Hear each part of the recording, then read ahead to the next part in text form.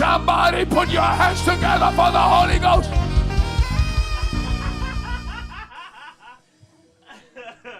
All right. No, I'm sorry. I got really excited by that. Holy shit. I know why those dudes do that shit so much. That's fucking wild. What a fucking rush. What a fucking rush. Let there be wine. Oof. Okay. I need a minute. Let's take a minute. Let's take a minute, everybody. Let's chill for just a second, okay?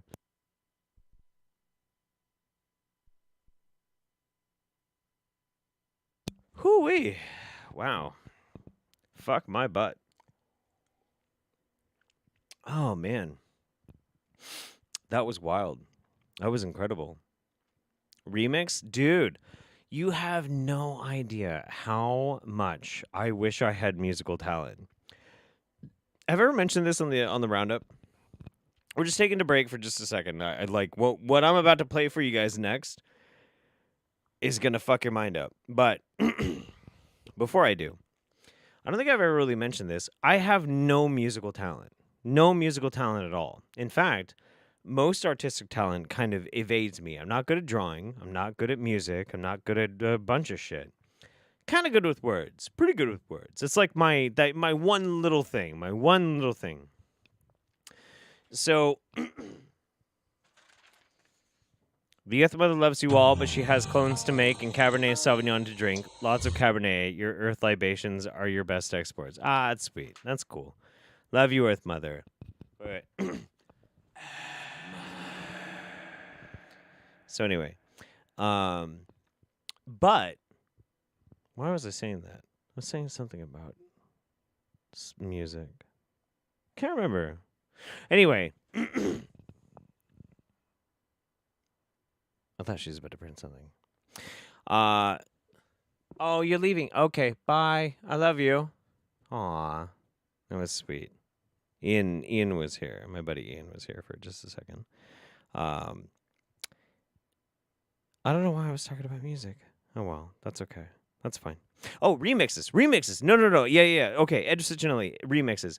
So the fact that I watch so many fucking exorcism videos, Bob Larson, Edgercicinelli, that sort of thing, you would not believe how often it is that I hear such amazing fucking samples, such amazing fucking weird shit that happens in like a Bob Larson video or an Edgercicinelli video, and I'm like, motherfucker, somebody needs to like remix this shit with like some fucking whoa, blah, blah, blah, blah, or like, I don't know, something grimy.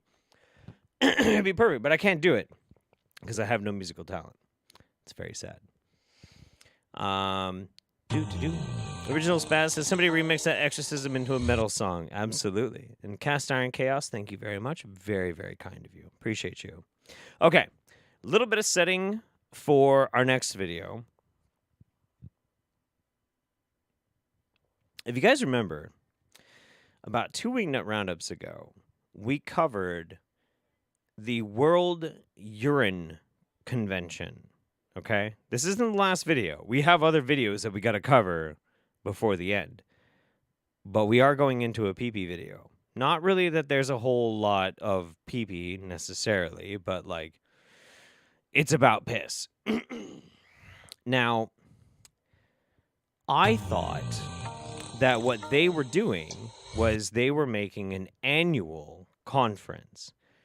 That's not what they were doing. Apparently, this World Convention of Piss Drinkers is happening once a month. That's right. Once a month. So, we're going to watch an excerpt from the 5th World Urine Therapy Conference. Of course, there's Brother Sage. We've got Harry Matadine.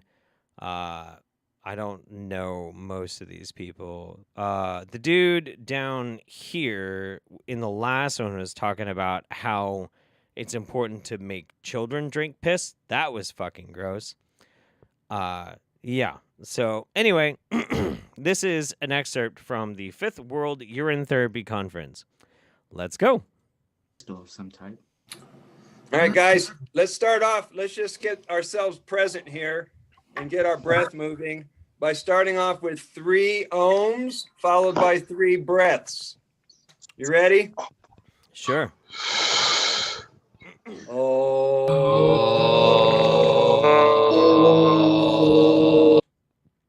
going to pause right there. That guy. Watch that guy.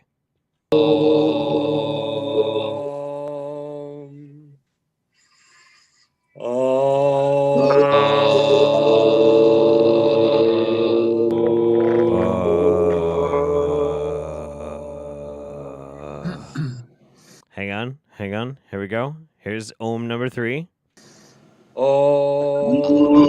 Wait. Watch this guy real close. All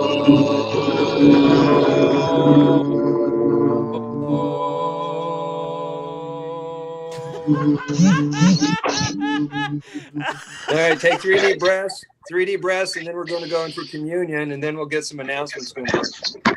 Oh yeah. Why not? Fuck it. Why not? Fuck it. I love my job. It's a great job.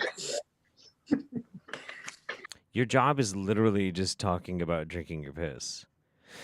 So the original, I was originally going to show the beginning of this, which had Brother Sage and Elijah, the guy in the top middle, with wearing all white, talking about the oldest piss that they had for the big convention. But ultimately, it's just the same thing that you guys have seen before. Now, I haven't seen anything further from this, so we're just going to kind of like play it from here. I don't know what happens. I don't know. But he said they're going to go into communion, so let's check it out.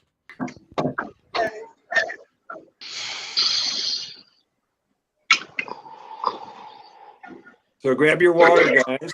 Grab your water. Oh, boy. You're familiar with this prayer. We've been doing it a couple times. If you have it somewhere, you have it. You gotta love that Harry, the guy up here, Harry has what looks like a fucking chemical sprayer for fertilizer full of fucking dark, nasty piss. If you don't have it, you can get a copy of it either. I'll send it to you, whatever it is. It's called the Sacred Water Prayer.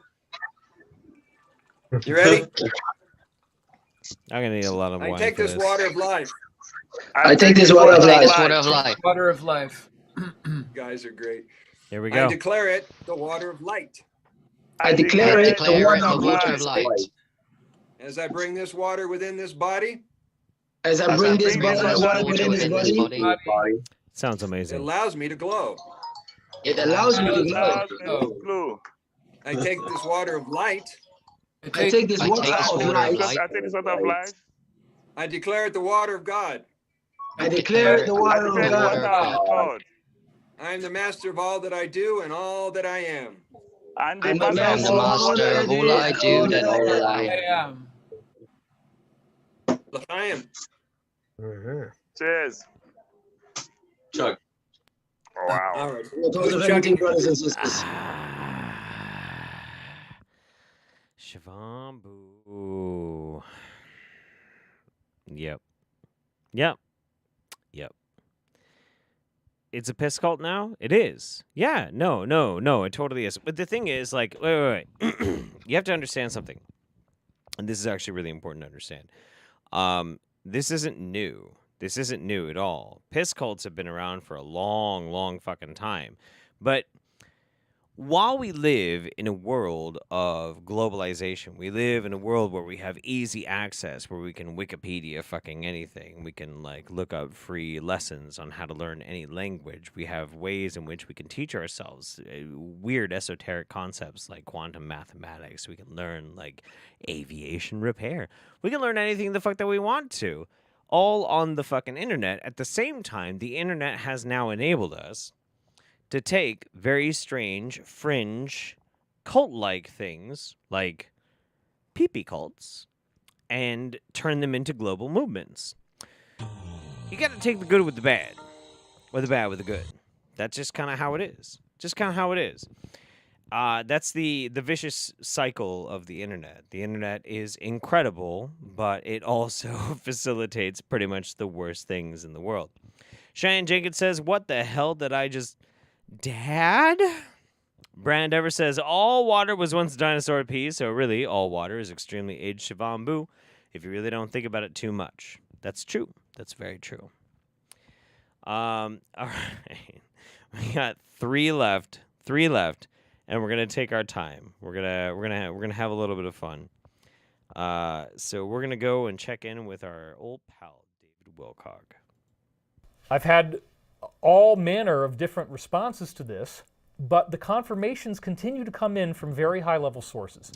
Yeah. The real issue seems to be that people have a difficulty with appreciating what's going on and the enormity to which we've been lied to. Because the world that these insiders have shared with me is a world in which extraterrestrials are commonly interacting with our military-industrial complex and have been since at least the 1940s.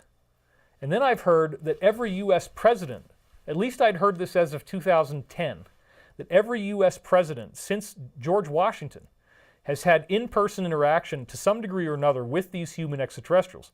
And when I pressed for detail... I mean, if anybody actually has seen like historical photos of Nancy Reagan, I think Ronald was married to one, but that's just my opinion. I was told that in certain cases, these beings will actually just have an apport. They just appear like in the Oval Office in the White House. And here's this being that just shows up out of nowhere and is standing there talking to you. And if that doesn't surprise you, then the fact that he's telepathic and he can read your mind and he can tell you things before you say them and he knows things about you that nobody should know, that's the kind of validation that these presidents were getting. So there's so many things I could talk about regarding human extraterrestrials, but the point that I want to make with you is that we can link them to ancient spiritual teachings that have been codified into religion. Fascinating. What do I mean by that? I mean, all of the different spiritual teachings that we now take for granted as being mythology, that's the conventional view, have people that look human, but they definitely have knowledge far, far in excess of our own. Okay. And they always have an agenda of spiritual growth. Now, granted, there are evil, negative extraterrestrials as well, and we've talked about that extensively.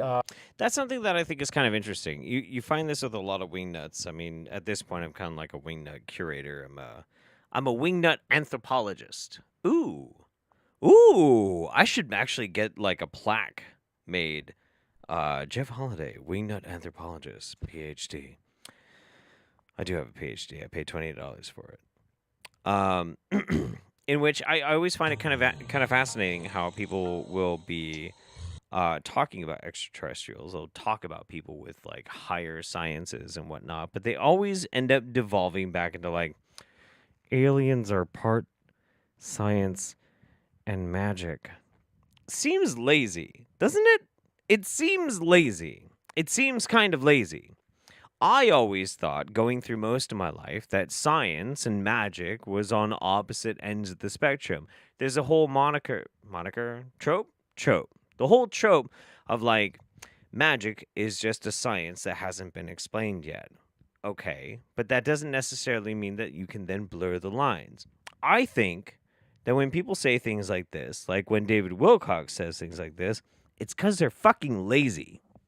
The most common type being a Get your reptilian sci-fi type, right. Although apparently certain types of reptilian humanoids are not negative. It's not like all of them are negative, but the majority of them around us are. But however, 95% of all the intelligent life that's around our galaxy, working with our military-industrial complex, deep underground, off-planet, all these things people have told me, they are not negative at all. They are spiritual beings, and they're very, very interested in us learning the same basic concepts that they call ageless wisdom. Ageless wisdom is essentially service to others. Ageless wisdom basically is teaching you that if you treat other people well, that you will be treated well in return and you will get positive karma, positive things coming into your life. Whereas, if you're negative, conniving, manipulative, destructive, jealous, angry, vindictive, controlling, manipulating, all these kinds of things, there's going to be events in your life that are bad. There's going to be things that happen to you. You might cut yourself. You might have a car accident. Yeah.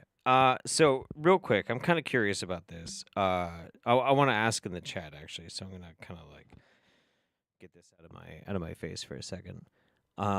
Chat, how many people here have heard of or watched the movie The Secret?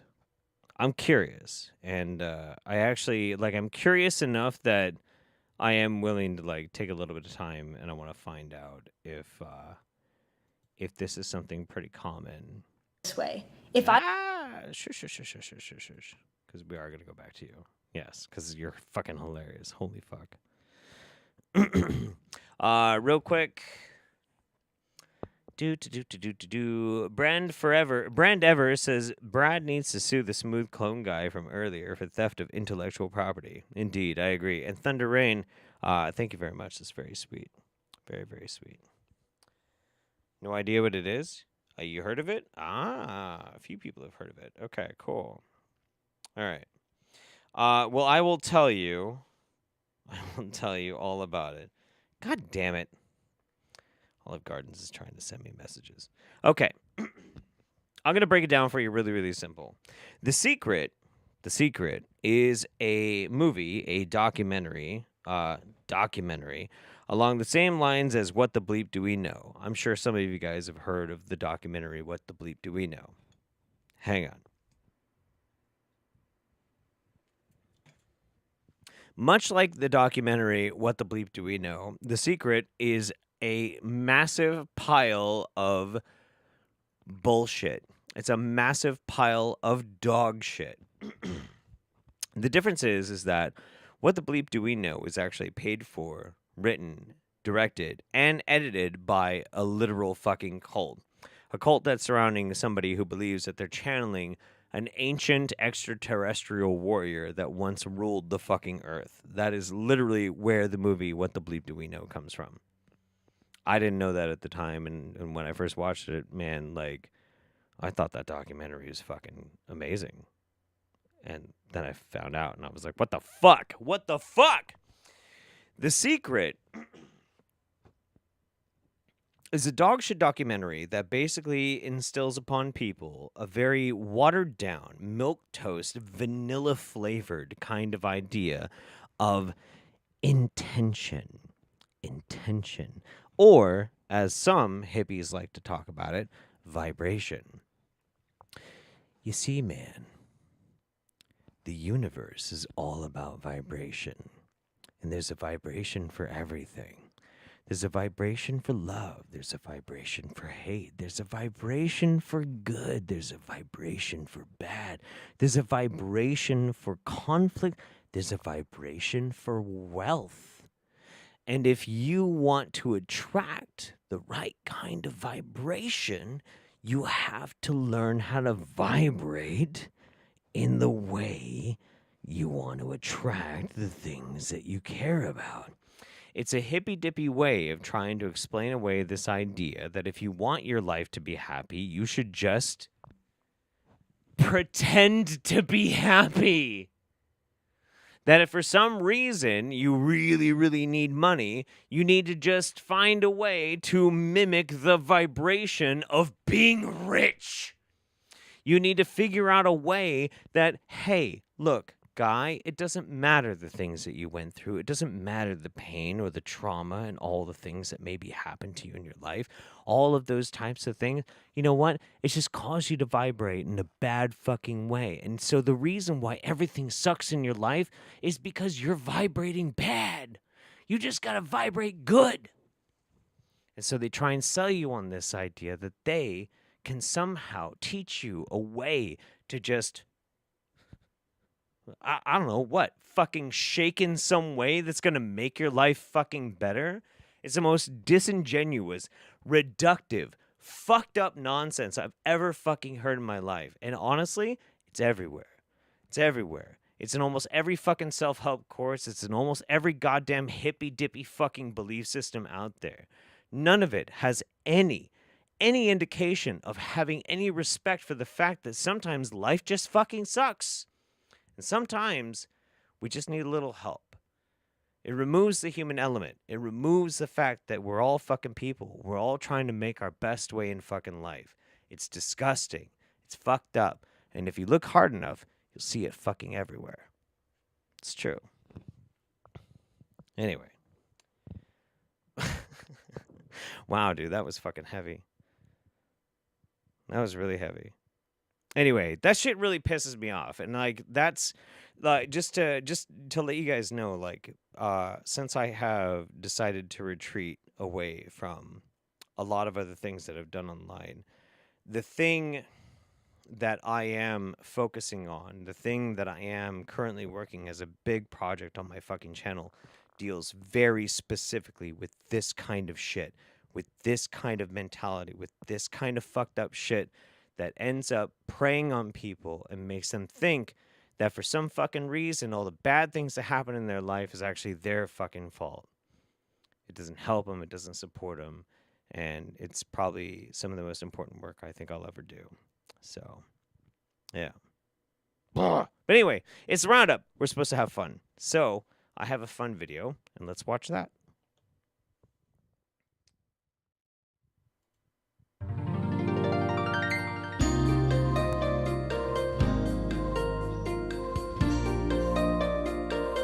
Hi, I'm Dr. Anna Saylor with Van Every Family Chiropractic Center. I'm Dr. Laura Van Loon with Van Every Family Chiropractic Center. And what we're going to do today is we're going to do a tandem adjustment. And by that, what we mean is it's a couple adjustment to make sure that they're balanced as much as possible to each other, and to that it improves their communication and just their energy level. So, and how long you guys been married? Barbara. I love this. So I think this is, oh God, somebody in my Discord sent this to me. Cat a kitten, maybe? This is great. Imagine when we're about to watch them do a tandem chiropractic adjustment. Imagine while we watch it, the sounds of a F1 race car pit stop are playing while they're doing it. Just picture it with me. And this is Chuck. We've been married 31 years this year. Okay, so you ready? Ready. All right, hold hands.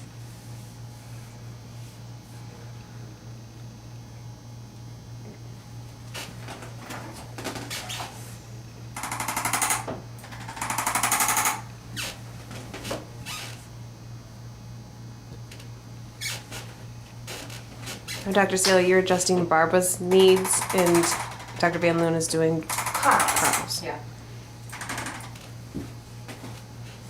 And what we're addressing is both emotionally, physically, the reaction for each other to each other.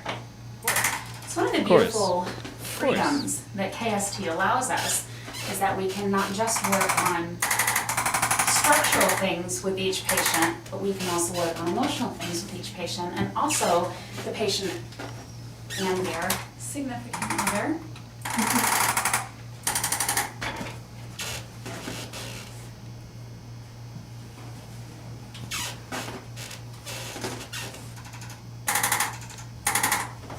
It's like she's changing the oil on the old lady's skull. What the fuck is happening?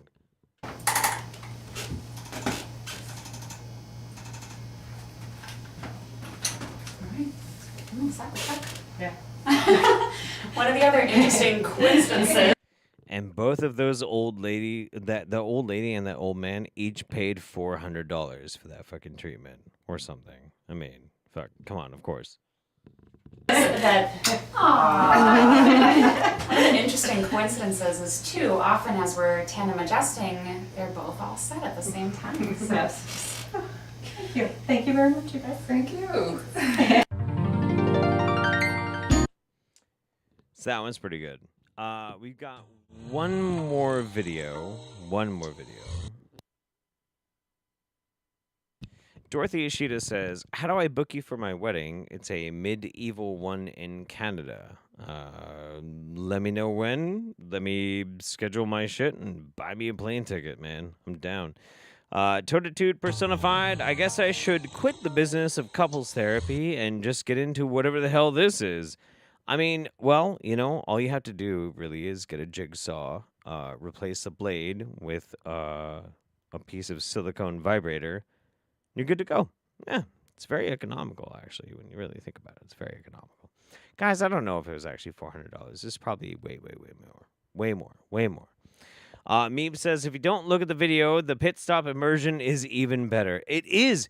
Dude, that's what I did the first time. Somebody told me it sounded like a pit stop, so I just didn't look at it, and it sounded like they were fucking changing the tires on like an F1 racer. I thought it was hilarious. That shit's fucking wild. All right. We've got one more, and it's super quick. And then we're going to have to say goodbye. All right, guys, here we go. So I didn't really want to deal with a copyright claim from whatever stupid Rasta fucking music that Harry Matadine was using on this. So here you go. Enjoy it.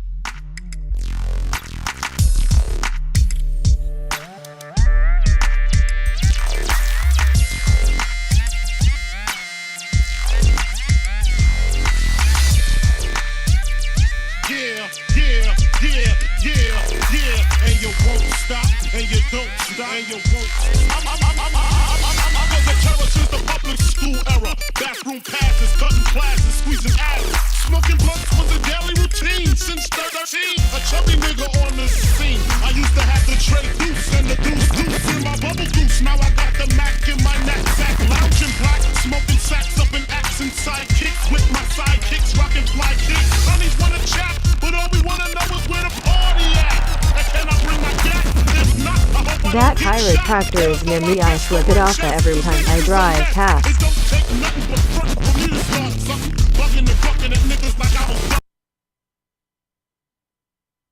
Oh man. Hi. You coming here? Yeah. Okay. I'm almost done. That is fucking hilarious. Of course, we had to have a little bit of Harry Matadine rubbing some aged pee-pee on his face. So, the person formerly known as Joe says that chiropractor is near me. I flip it off every time I drive past. You know what? You're a fucking legend. Absolutely. That's amazing. Fuck yeah. Look, you know what? I feel pretty good. I kind of I tried to pull a little bit of a switcheroo. I wore really baggy clothes because I lost like 15 pounds in like the past 2 months. So I was kind of like, Sensei Johnny Lawrence, help me lose weight. But yeah, hi. Yeah, come here. Yeah. So, it's pretty important, but like for the past year, for all of 2020, and at this point we're at about a year of like lockdowns and that sort of thing. In a couple weeks, yeah. In a couple of weeks, yeah. Will have been a year of lockdowns. And you guys have been a really big saving grace, and you've been helping me, and the Roundup is something that I've been looking forward to as well. It ended up kind of just taking the piss out of me, and why is that funny? That's a nice pun. It is kind of it's a nice pun because we were just watching piss video. Yeah, that's fair. But no, it ended up kind of like hitting me like a fucking sack of hammers. And you know, I've got a really good project that I believe in, that I'm working on for the channel. But pretty much my focus is I'm working on that, and I'm working on the Roundup, and that's pretty much it. Like I'm not gonna go back to Twitter. I'm fucking done. I'm done. Spicy boy. I am a spicy boy. I'm too spicy to be on social media. I get aggressive. Hyper aggressive. But yeah, so I've had a fantastic time, and thank you so much for giving me my break. Yes, and we will see you in 1 month for the Wingnut Roundup for March of 2021. Do you have any announcements you want? No? Okay. Well, sweet. We love you guys. Thank you so much. Let's play this. Ooh.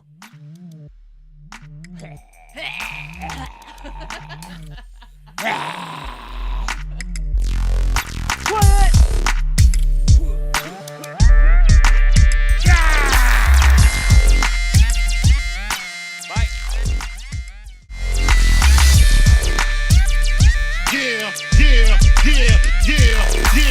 you won't stop, and you don't stop, and you won't. I was a terror since the public school era. Bathroom passes, cutting classes, squeezing asses. Smoking blunts was a daily routine since 13. A chubby nigga on the scene. I used to have the tray deuce and the deuce in my bubble goose. Now I got the Mac in my knapsack, lounging black, smoking sacks up in accent sidekicks with my sidekicks, rocking fly kicks. Honeys wanna chat, but all we wanna know is where the party at. And can I bring my gat? If not, I hope I don't get shot. Better throw my vest on my chest, cause niggas is a mess. It don't take nothing but front for me to start something. Bugging and bucking at niggas like I was duck hunting. Dumbing out just me and my crew, cause all we wanna do is party and bullshit.